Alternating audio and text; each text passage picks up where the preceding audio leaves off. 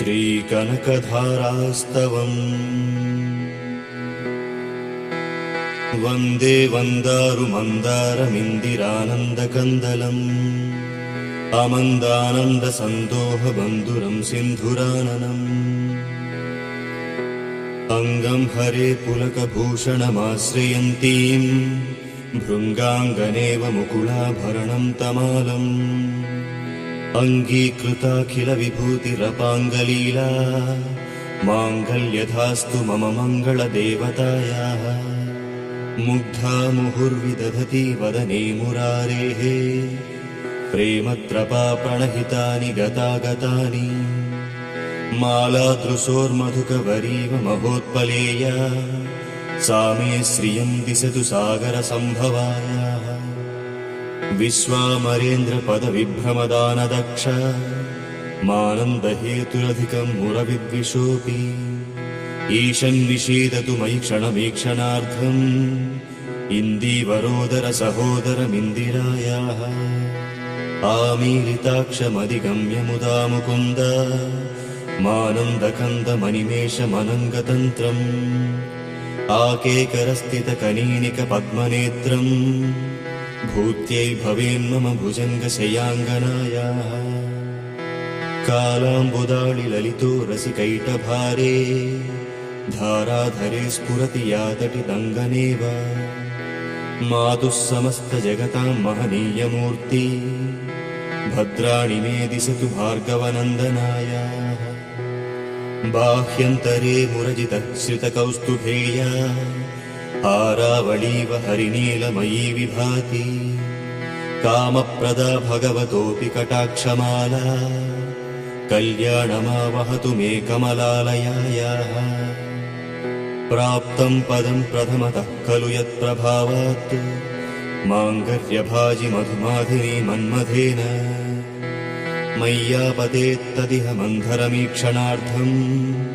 मन्दालसञ्चमकरालय कन्यकायाः दद्याद्दयानुपवनो द्रविणाम्बुधारा मस्मिन्न किञ्चन विहङ्गसिसौ विषण्णे दुष्कर्मघर्ममपनीय चिराय दूरम् नारायणप्रणयिनी नयनाम्बुवाहः इष्टाविशिष्टमतयोऽपि नरादयार्द्र दृष्टास्त्रिविष्टपपदं सुलभं लभन्ते दृष्टिप्रहृष्टकमलोदरदीप्तिरिष्टां पुष्टिः कृषीष्टमम पुष्करविष्टरायाः गीर्देवतेति गरुडध्वज सुन्दरीति शाकम्बरीति शशिशेखरवल्लभेति सृष्टिस्थितिप्रलयकेलिषु संस्थितायै तस्यै नमस्त्रिभुवनैकगुरुस्तरुण्वैः श्रुत्यै नमोऽस्तु शुभकर्मफलप्रसूत्यै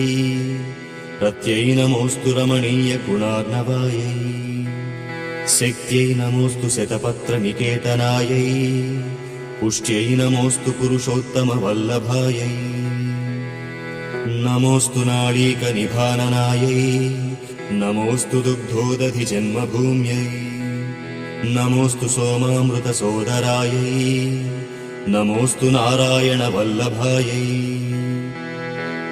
नमोऽस्तु हेमाम्बुजपीठिकायै नमोऽस्तु भूमण्डलनायिकायै नमोऽस्तु देवादिदयापरायै नमोऽस्तु शार्ङ्गायुधवल्लभायै नमोऽस्तु देव्यै भृगुनन्दनायै नमोऽस्तु विष्णोरुरसिस्थितायै नमोऽस्तु लक्ष्मै कमलालयायै नमोऽस्तु दामोदरवल्लभायै नमोऽस्तु कान्त्यै कमलेक्षणायै नमोऽस्तु भूत्यै भुवनप्रसूत्यै नमोऽस्तु देवादिभिरर्चितायै नमोऽस्तु नन्दात्मजवल्लभायै सम्पत्कराणि सकलेन्द्रियनन्दनानि साम्राज्यदाननिरतानि सरोरुहाक्षी तद्वन्दनानि दुरिताहरणोद्यतानि मामेव मातरनिशं कलयन्तु मन्ये यत्कटाक्षसमुपासनाविधिः सेवकस्य सकलार्थसम्पदः सन्तनोति वचनाङ्गमानसै स्वां मुरारिहृदयेश्वरीं भजे।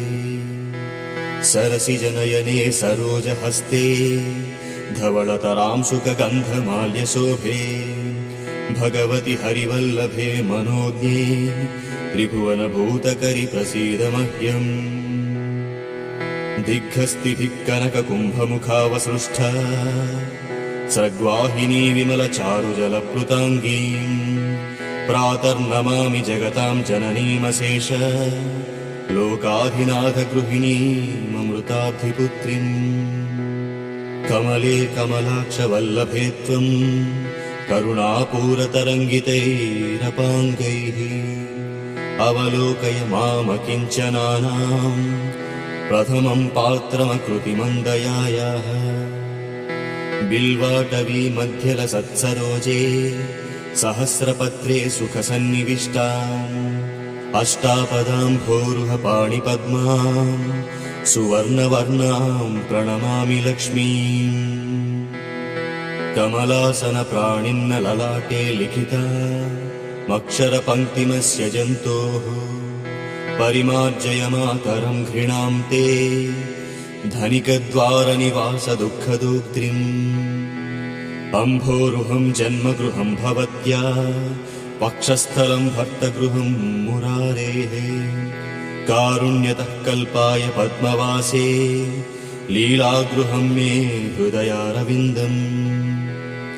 स्तुवन्ति ये स्तुतिभिरमोभिरन्वहम् त्रयीमयीं त्रिभुवनमातरं रमाम्। गुणाधिका गुरुतरभाग्यभाजिनो भवन्ति ते भुवि बुधभाविताशयाः। भवन्ति ते भुवि बुधभाविताशयाः।